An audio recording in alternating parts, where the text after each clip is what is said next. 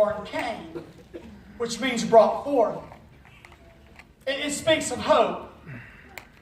It is literally a testimony of, look what the Lord has done. However, Scripture gives no explanation as to why Eve named her second son Abel. And no wonder. For the name Abel means a vain act, word, or expectation, which communicates lost hope. That things did not work out as planned. Very literally, his name Abel means we took the wrong path. Somebody led us astray.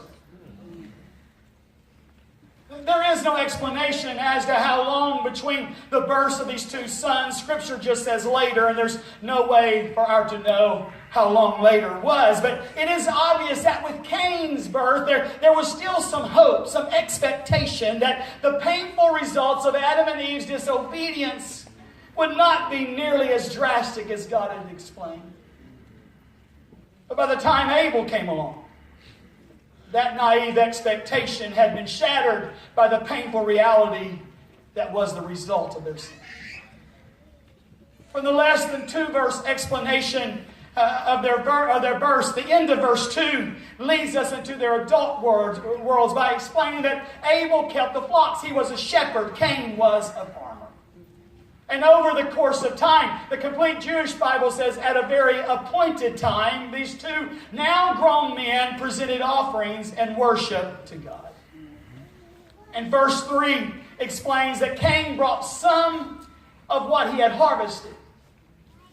But verse 4, and there is this distinction that is noted in that little word but, by contrast, distinctly different from the sum presented by his brother. Abel brought God the best of the firstborn of his flock. And the Scripture is clear that because Abel brought God the best of the first, God received, God was pleased, God blessed Abel and his offering. But verse 5, God did not receive, did not bless, was not pleased with the sum that came.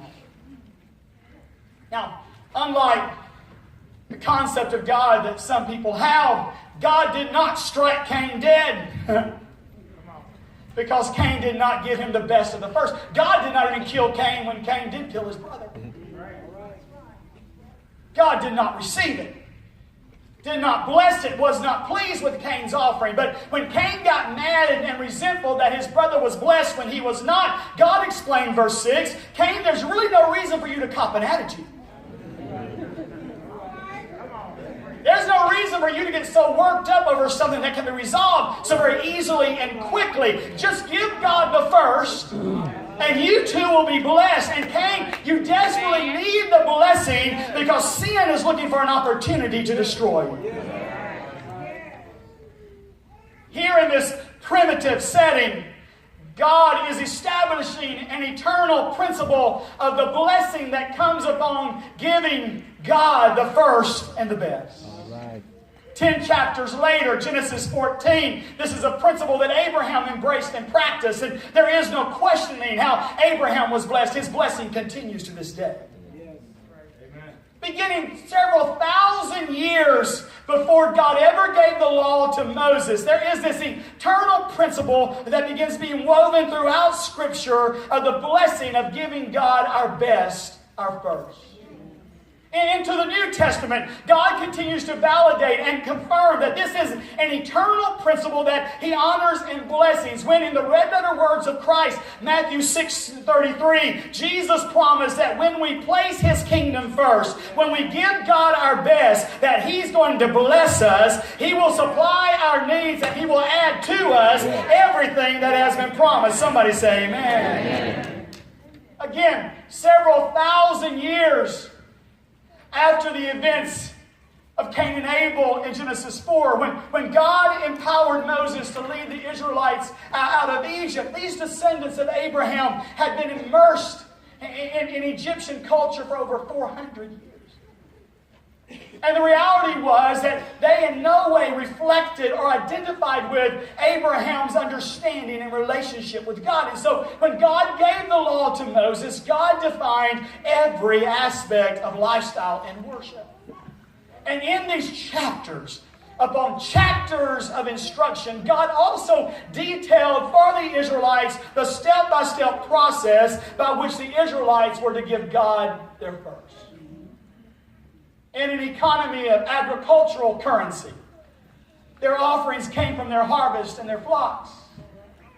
And because of this, Scripture introduces into their vocabulary and ours this word first fruits. It first shows up in Scripture in Exodus 13, and then it is used throughout the Old and New Testaments all the way to Revelation 14, the final book of the Bible. In the law, God explained that the Israelites were to give Him the firstborn of their livestock and to tithe by giving God the first fruits of what they had harvested from their crops and fields. And over again, God drove home the principle exampled by Abel back in Genesis 4 that blessing is found in giving God our best and our first. Yes, in fact, in Scripture, God explains the how of giving, the how of the blessing, by explaining that three things happen when we give God our first. First of all, giving God our first, our best, redeems the rest. Come on. Because of the curse of sin, everything we are and all that we have is under the influence of the negative fallout of Adam and Eve's disobedience. But when we give God the first, all that we have left is redeemed, released from the curse, rescued, preserved from the negative fallout of sin. So we